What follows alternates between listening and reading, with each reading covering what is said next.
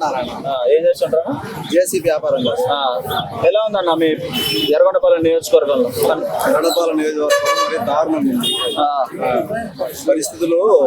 మరి వ్యాపారస్తులు కానీ ఎందుకంటే ప్రతి ఒక్కటి దారుణం ఉంది. 4 సంవత్సరాలు అయింది.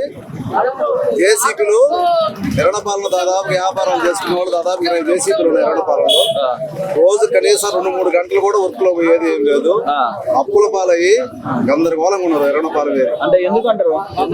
వర్కులు అనేది అసలు వర్కులు అనేది రోడ్డు వర్కులు కానీ కాల వర్కులు ఏ వర్కులు అసలు జగన్మోహన్ రెడ్డి ఈ 4 సంవత్సరాలు వర్కులు ఇచ్చిన వాళ్ళు కాదు.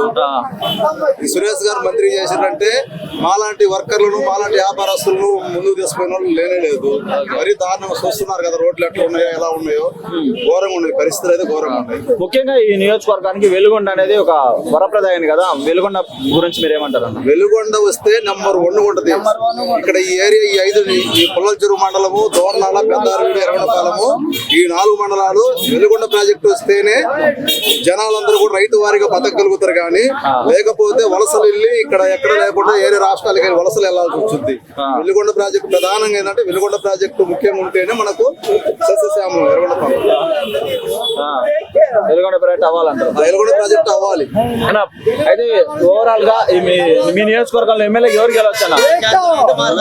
మీ నియోజకవర్గంగా ఓవరాల్ ఎమ్మెల్యే ఎవరు గెలవచ్చా? మా నియోజకవర్గంలో గూడూరు ఎలక్షన్ బాబు గెలుస్తాడు. ఎంత మెజార్టీ రావచ్చు? మెజార్టీ 10,000 మెజార్టీ రావచ్చు. ఖచ్చితంగా గెలుస్తాడు. పైన ఎవరు రావచ్చు అన్న? పైన చంద్రబాబు నాయుడు. చంద్రబాబు నాయుడు వస్తేనే ఇక్కడ ఏదైనా కూడా బతకగలుగుతారు. కానీ లేకపోతే బతకలేరు. అందరూ వలసలు వెళ్ళిపోవాల్సి వచ్చింది. అది పరిస్థితులు అయితే తెలుసు, అందరికీ తెలుసు. పార్టీ ఈ పార్టీ కదా ఆ పార్టీ అని కాదు. చంద్రబాబు నాయుడు గెలిస్తేనే ఇక్కడ ఏరియా కవర్ అయితే తప్ప లేకపోతే అందరూ వలసలు వెళ్ళి రాష్ట్రాలు వెళ్ళిపోవాల్సి వచ్చింది. పరిస్థితి అది. అంటే ఇప్పుడు పవన్ కళ్యాణ్ తో కలిసి వస్తే గెలుస్తారంటారా? సింగిల్ వచ్చినా గెలుస్తారా? చంద్రబాబు నాయుడు సరే పవన్ కళ్యాణ్ వస్తారు సరే కలిసి ఉంటేనే మంచిదే, ఇబ్బంది ఏం లేదులే. ఇద్దరు ఉంటేనే గెలుస్తారు కూడా. ఎన్ని సీట్లు రావచ్చు అన్న? ఏది మొత్తం రాష్ట్రం మీద 130 కంపల్సరీ రావచ్చు. సరే ఆ సీట్లు ఎవరు అన్నది కానీ ఎర్రగొండపాలెం అయితే గూడూరు ఎలక్షన్ బాబే కన్ఫామ్ గెలుస్తాడు. 2 సంవత్సరాల నుంచి ఆయన ఇల్లు తిరుగుతూ చేస్తూ బాగానే గట్టి కష్టపడి తిరుగుతున్నాడు. ఎవరు ఏ ఊరు ఎలా ఉంది ఎక్కడ ఎవరెవరు ఎక్కడ ఉన్నారు అనేది మొత్తం అంతా ఎంక్వైరీ చేస్తూ తిరుగుతున్నాడు. మాకు పైన చంద్రబాబు నాయుడు రావాలి, ఇక్కడ ఎర్రగొండపాలెం గూడూరు ఎలక్షన్ బాబు రావాలి. వీళ్ళు వస్తేనే అందరికీ కవర్ అవుతుంది తప్ప వెలుగొండ ప్రాజెక్టు వస్తుంది. చంద్రబాబు నాయుడు రావాలి, వెలుగొండ ప్రాజెక్టు రావాలి. నియోజకవర్గం మాకు సురేష్ గారు ఏమో పెద్దగా ఉపాధి ఏం చేయలే. ఇప్పుడు ఎవరు వ్యవసాయ కింద ఉపాధి పథకం ఇన్ఛార్జ్ గా దిగిండు. తాడిపత్రి చంద్రశేఖర్ గారు దిగరు. ఆయన గారు శాస్త్రం కూడా తెలియదు కూడా. మాకైతే ఎటువంటి న్యాయం కూడా ఏ ప్రభుత్వం కూడా ఎటువంటి న్యాయం కూడా మాకు చేయలే. న్యాయం కూడా ఎటువంటి కూడా రిమార్క్ ఏది కూడా చేయలేకపోతున్నారు. మేము వలసపోయి ఎటువంటి రిమార్కులు లేకుండా ఏ కూలినాలు చేసుకొని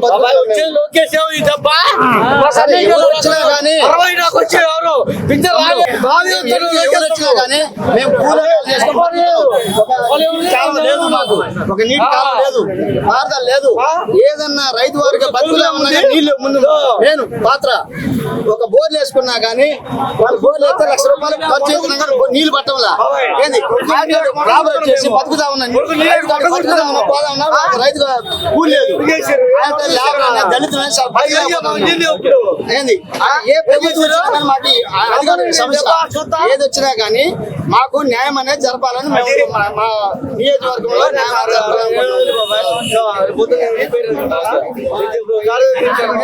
ఏ ప్రభుత్వం ఒకవేళ టీడీపీ వచ్చినా వైఎస్ఆర్ వచ్చినా అది కాదు మనకు మిగతా మాకు నీలైన ప్రాంతం అనేది మాకు న్యాయం జరగాలి. వెలుగొండ ప్రాజెక్టు ఎందుకు పూర్తి కావట్లేదు అనుకుంటున్నారన్న? ఎందుకు పూర్తి కావాలంటే దానికి ఒక సమస్య అంటే ఒకవేళ ఆయన పైన జగన్మోహన్ రెడ్డి వచ్చాడు కాబట్టి ఆయన ఇదేదో చిన్న చిన్న పథకాలు పెట్టాడు, ఏం డబ్బులు ఖర్చు అని ఏదేదో అన్ని ఆయన ప్రోత్సాహం ఆయన ఇచ్చాడు. చిన్నగా అన్నది అందరికి చెంది అయిపోయినాయి కాబట్టి ఇప్పుడు వెలుగొండ ప్రాజెక్టు పూర్తి కాలేదంటే దాని మీద ఖచ్చితంగా చర్య తీసుకోవట్లేదు. ఖచ్చితంగా చర్య తీసుకుంటే మా ప్రకాశం జిల్లా ఒంగోలు ఈ ఎర్రగొండపాలెం నియోజకవర్గం పొల్లచెరువు కాలం ఉంది. శరణపాలెం కాలువ లేదు, పుల్ల చెరువు కాలువ లేదు. మేము చాలా మంది ఉన్నాం. మేము మా కింద చాలా పొలం చాలా మంది ఉన్నది. అంతా రైతులు అనేది అసలు ఎలాంటి అనేది అందుబాటులో లేరు. కూలి దళితులు అనేది బతకలేకపోతారు అసలు. నేను